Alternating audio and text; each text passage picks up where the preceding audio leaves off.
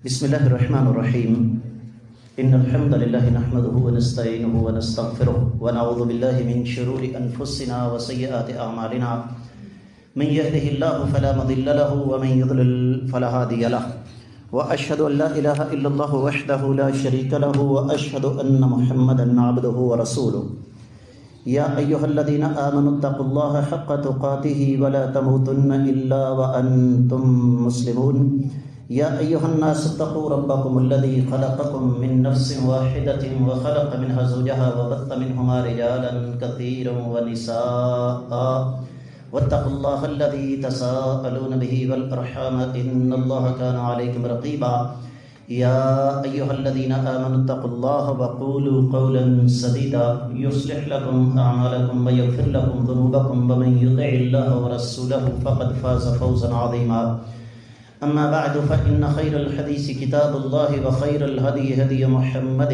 صلى الله عليه وسلم وشر الأمور محدثاتها وكل محدثة بدعة وكل بدعة ضلالة وكل ضلالة في النار. قال الله عز وجل بعد أعوذ بالله السميع العليم من الشيطان الرجيم شهر رمضان الذي أنزل فيه القرآن. معزز خاتم حضرات، میں سب سے پہلے اپنے آپ کو اور اس کے بعد آپ سب لوگوں کو اللہ تعالیٰ سے ڈرنے کی تلقین کرتا ہوں. اور جو انسان اللہ تعالیٰ سے ڈرتا ہے رب کائنات اس سے قیمتی اور انمول خزانے عطا فرماتے ہیں.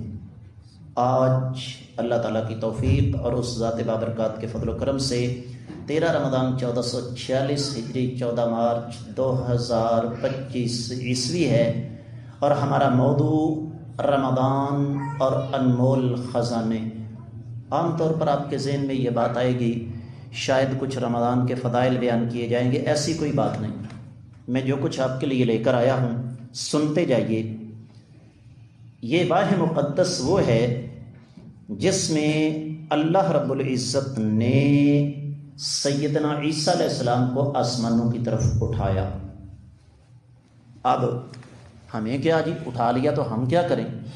سنیے ذرا توجہ کے ساتھ.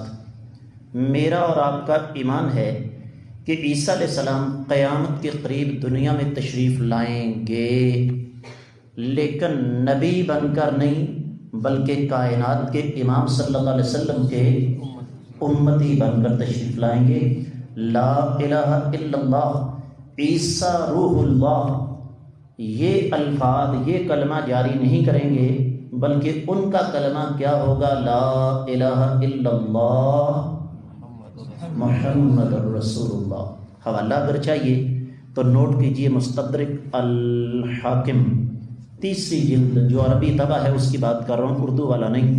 3 جلد کا صفحہ 143 ہے کہ سیدنا حسن رضی اللہ تعالی عنہ نے خطبہ دیا، اور خطبہ دیا اپنے والد کی شہادت کے بعد، اور فرمایا لوگو تم میرے والد کی شہادت پر میرے ساتھ اظہار افسوس کرتے ہو.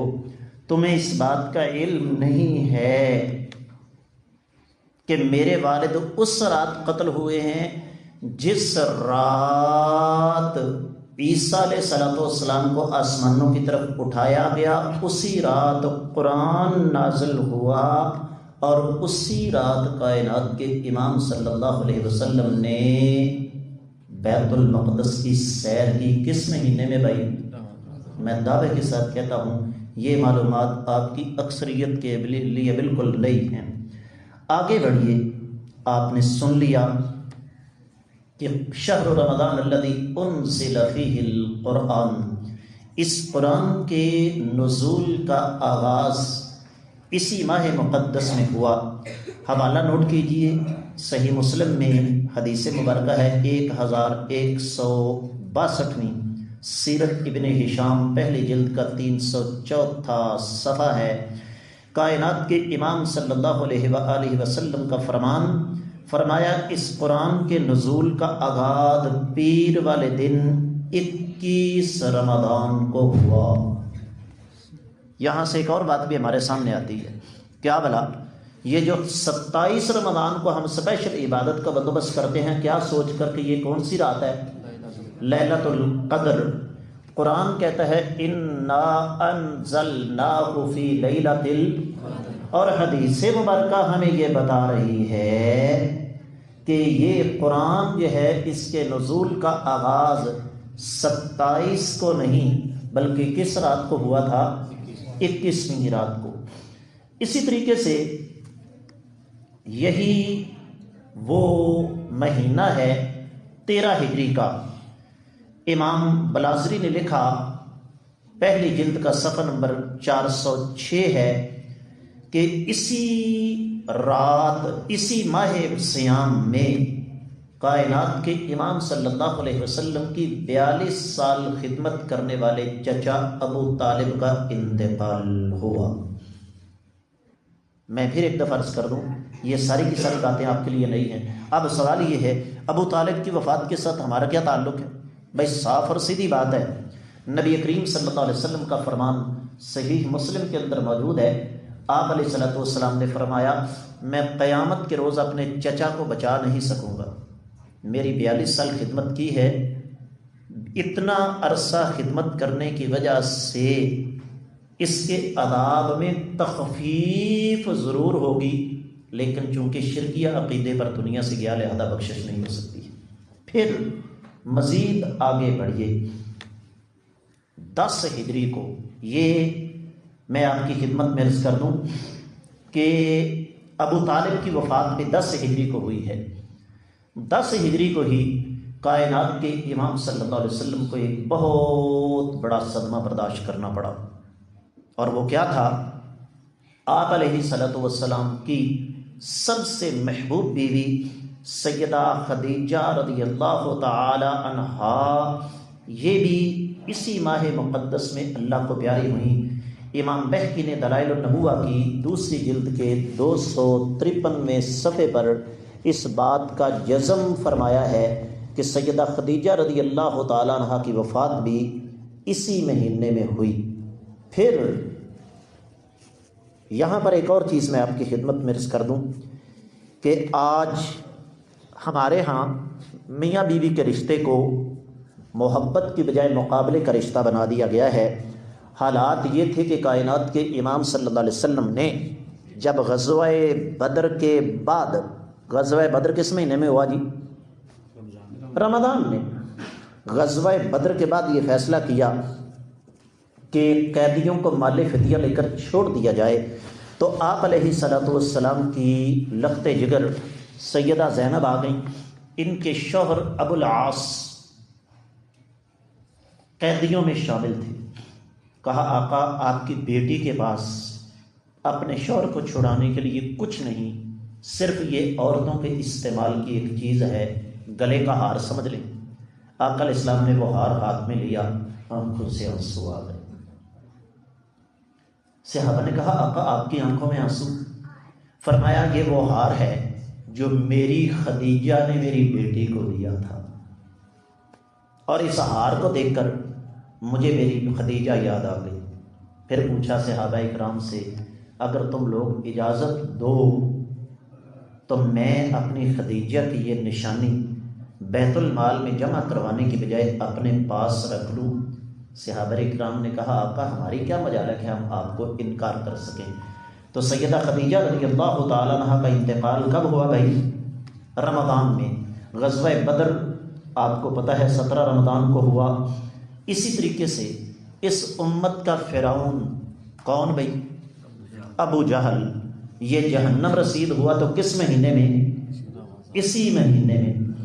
اور اسی مہینے میں 2 ہجری کو کائنات کے امام صلی اللہ علیہ وسلم کی لخت جگر سیدہ رقیہ بنت رسول اللہ صلی اللہ علیہ وسلم، سیدنا عثمان غنی رضی اللہ تعالیٰ عنہ کی اہلیہ، ان کا بھی انتقال ہوا۔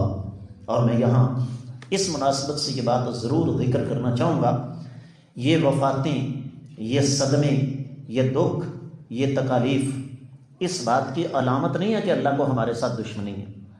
بڑی توجہ کے ساتھ اس بات کو سمجھیے گا۔ میں یہیں بیٹھا ہوں،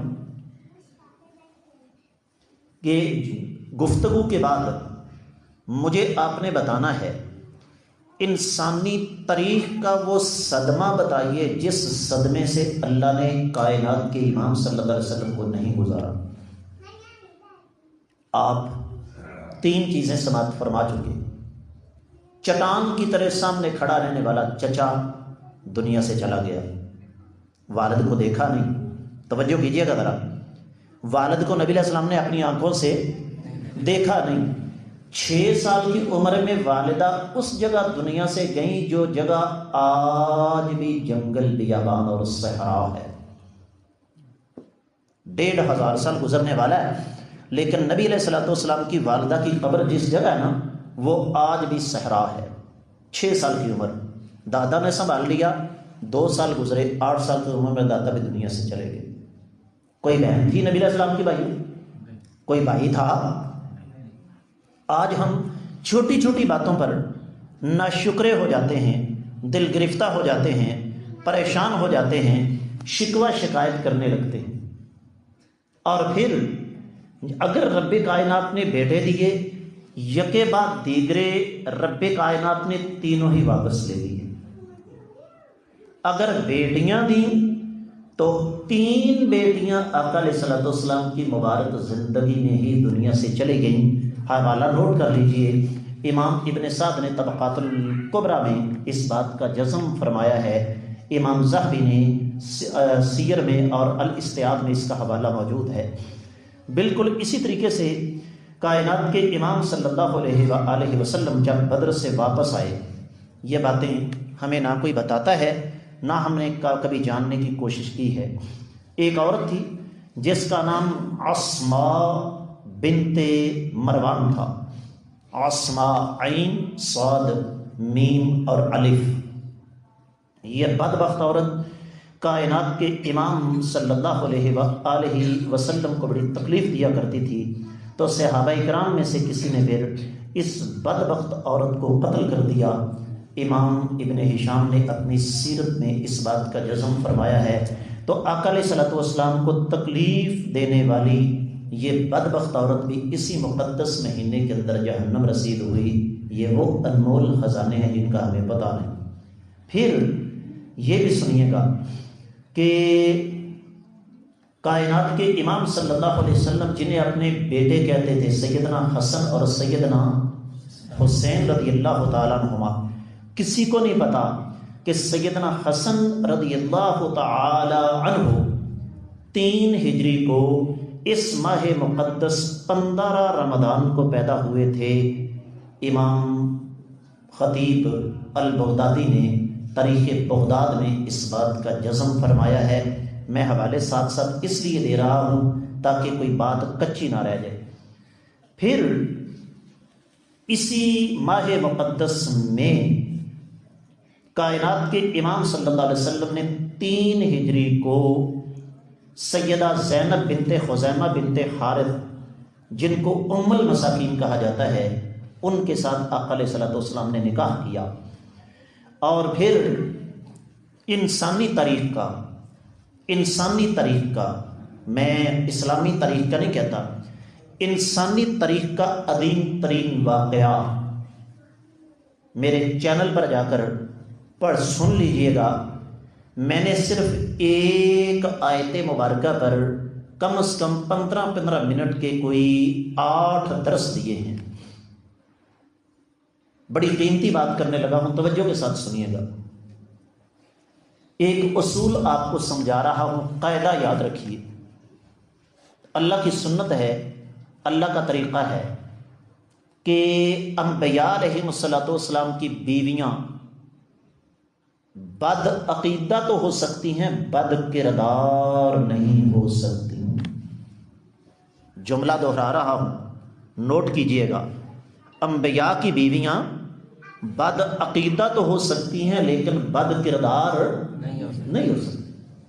آپ کے سامنے قرآن میں سیدنا نوح علیہ السلام اور سیدنا لوط علیہ السلام کی بیویوں کا تذکرہ موجود ہے۔ یہ دونوں عورتیں مشرکہ تھیں۔ میرا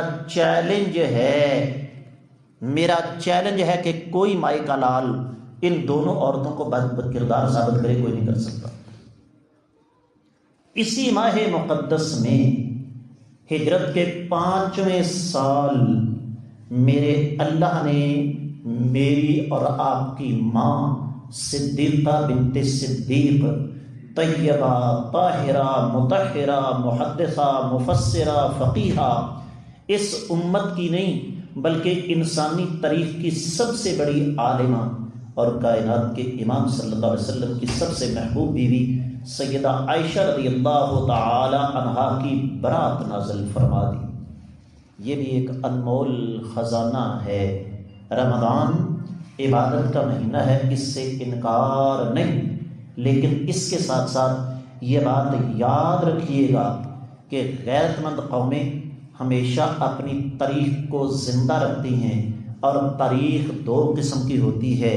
اگر سنہری کارنامے ہوں ان کو تازہ رکھا جاتا ہے تاکہ مستقبل میں آگے بڑھنے میں مدد مل سکے، اور اگر غلطیاں ہو گئیں، جس طرح غزوہ احد میں مسلمانوں سے اجتہادی غلطی ہوئی تھی، تو پھر غیرت مند قومیں اس سے باقاعدہ طور پر سبق سیکھا کرتی ہیں۔ تو سیدہ عائشہ رضی اللہ تعالی عنہا کو عرش والے رب نے آج سے 1500 سال پہلے قرآن میں بری الذمہ قرار دے دیا، اور یہاں 2 چھوٹی چھوٹی باتیں نوٹ کیجئے گا، زندگی میں کام آئیں گی۔ سب سے پہلی بات، سیدہ عائشہ رضی اللہ تعالیٰ عنہ کا اپنا بیان ہے، صحیح بخاری میں حدیث موجود ہے، فرماتی ہیں کہ مجھے پتا تھا، ہر انسان کو اپنے بارے میں پتا ہوتا ہے، آپ کو اپنے بارے میں پتا ہے، مجھے اپنے بارے میں پتا ہے۔ فرماتی ہیں کہ مجھے پتا تھا کہ میں بری الذمہ ہوں، بہت طویل واقعہ ہے، اس کا ایک چھوٹا سا ٹکڑا رکھ رہا ہوں، لیکن کہنے لگی میں یہ سوچ بھی نہیں سکتی تھی کہ میرا اللہ میرے بارے میں قرآن نازل فرما دے گا جو قیامت تک کے لیے تلاوت ہوتا رہے گا۔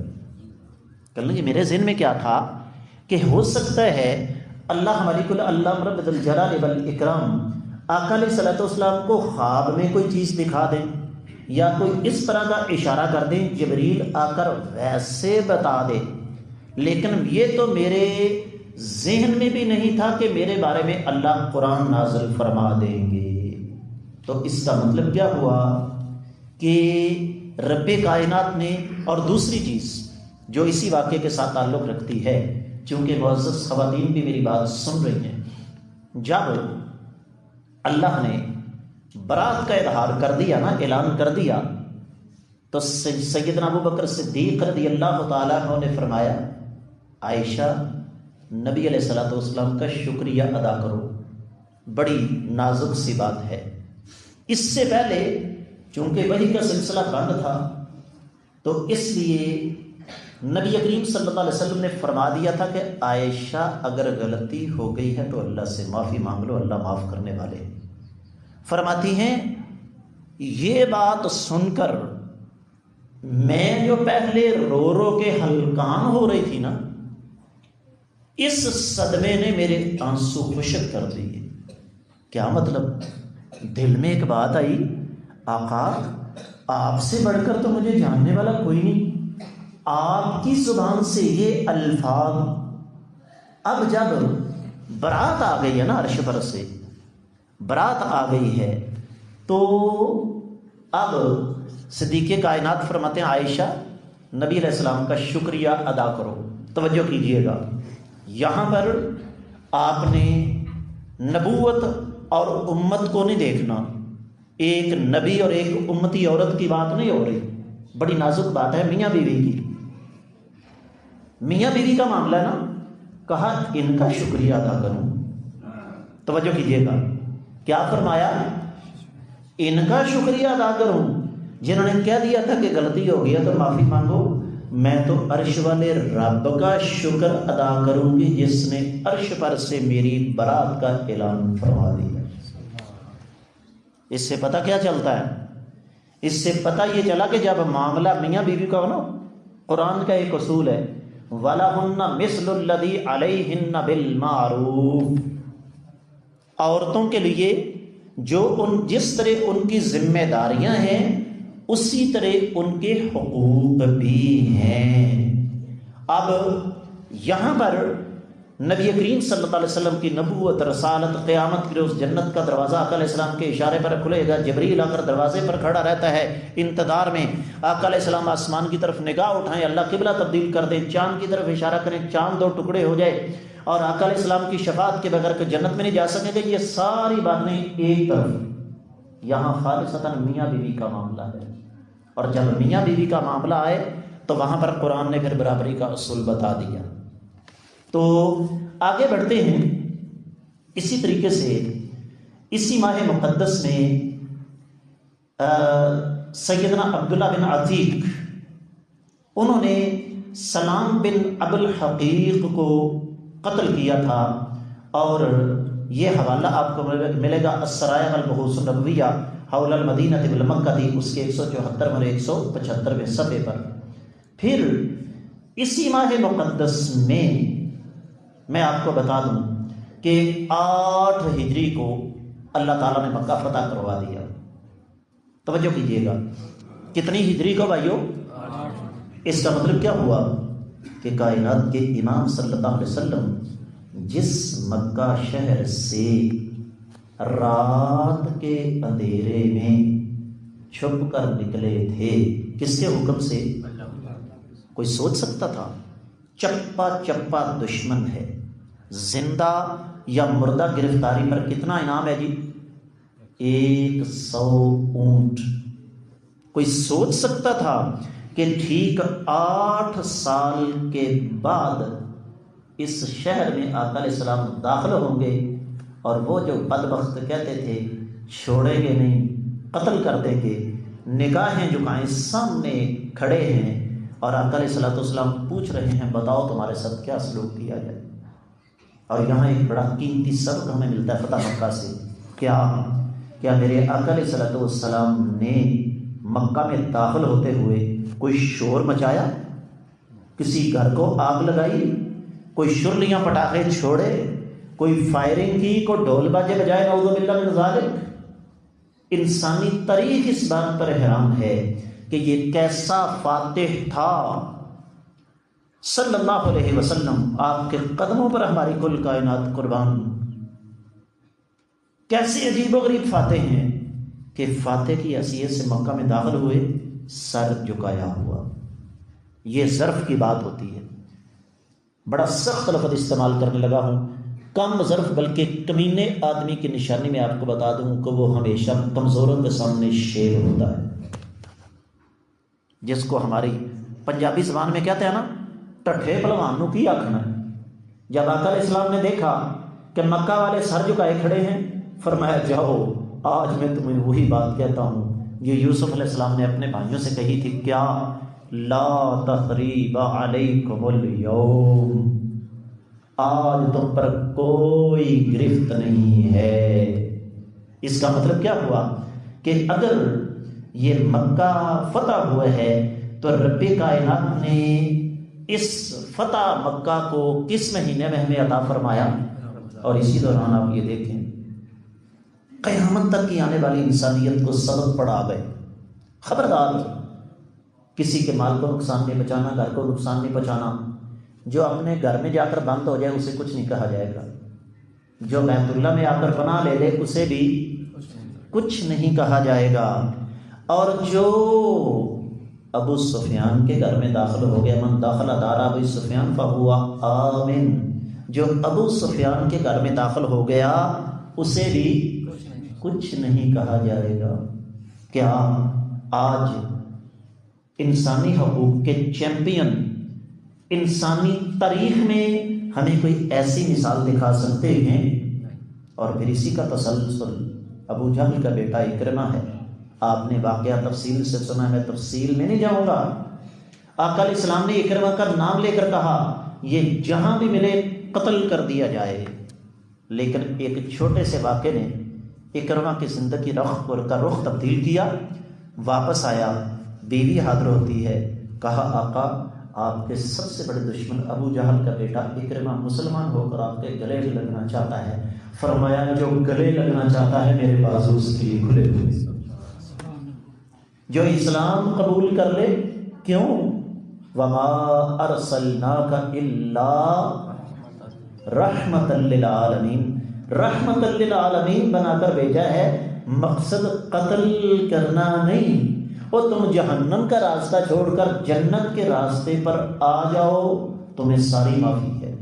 کون جانتا تھا کہ یہی اکرمہ اسلام کا ایک عظیم کمانڈر بنے گا، اور پھر اسلام کے سب سے بڑے دشمن کا یہ بیٹا ایک مارکے کے اندر دادے شجاعت دیتا ہوا اللہ کی جنتوں کا مہمان بنے گا۔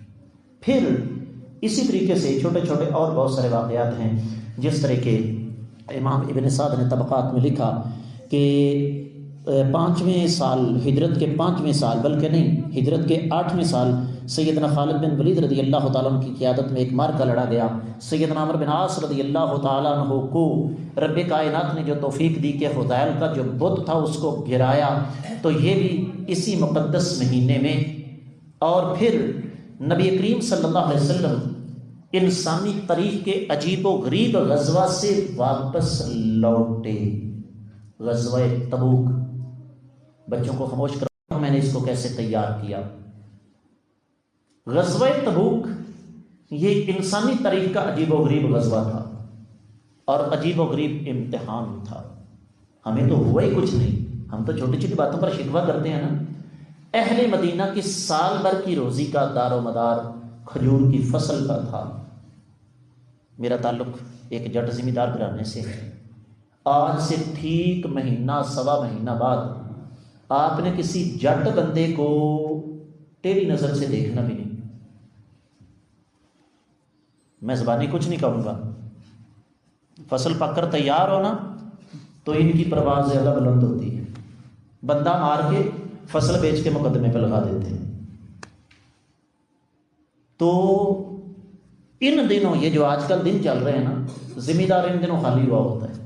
جب غزوہ تبوک کا اعلان ہوا تو اہل مدینہ بیچارے خالی ہاتھ تھے، کیونکہ سال کی روزی سر چڑھی ہوئی تھی، موسم شدید گرمی کا، سفر انتہائی طویل، 750 کلومیٹر سے زیادہ، دشمن کی تعداد کا کوئی پتہ نہیں، اور واپسی کب ہوگی یہ بھی کوئی پتہ نہیں۔ لیکن ان حالات میں میرے آقا علیہ السلام نے قیامت تک کی آنے والی امت مسلمہ کو دفاع کا طریقہ بتایا۔ پتہ یہ چلا کہ رومی مدینے پر حملے کی تیاری کریں، فرمایا ان کی ایسی کی تیسی، اس سے پہلے کہ یہ مدینہ کی طرف رخ کریں ہم ان کے گھر جا کے ان کو پکڑتے ہیں۔ جب وہاں پہنچے تو رومی جو بڑے طاقتور تھے ان کو پتہ چلا کہ مسلمان ہمارے سر پہ آ کر کھڑے ہو گئے ہیں، بھاگ گئے۔ تو غزوہ تبوک سے واپسی ہوئی تو کس مہینے بھائی؟ رمضان میں۔ آخری بات سن لیں، غزوہ جنگ بویب جس کا کسی کو نہیں پتا، سیدنا جریر بن عبداللہ البجلی رضی اللہ تعالیٰ عنہ کی قیادت میں مارکا لڑا گیا، جس میں 10 لاکھ ایرانی جہنم رسید ہوئے تھے۔ اور یہ بھی مارکا اگر لڑا گیا تو کس مہینے میں؟ رمضان میں۔ بہت سارے تاریخی حادثات ہیں، کبھی آپ نے محبت سے دعوت بھی رہا کر بیان کروں گا۔ اللہ تعالیٰ ہمیں ان واقعات سے عبرت اور نصیحت حاصل کرنے کی توفیق عطا فرمائے۔ اقول قولی ھذا وآخر دعوانا ان الحمد للہ رب العالمین۔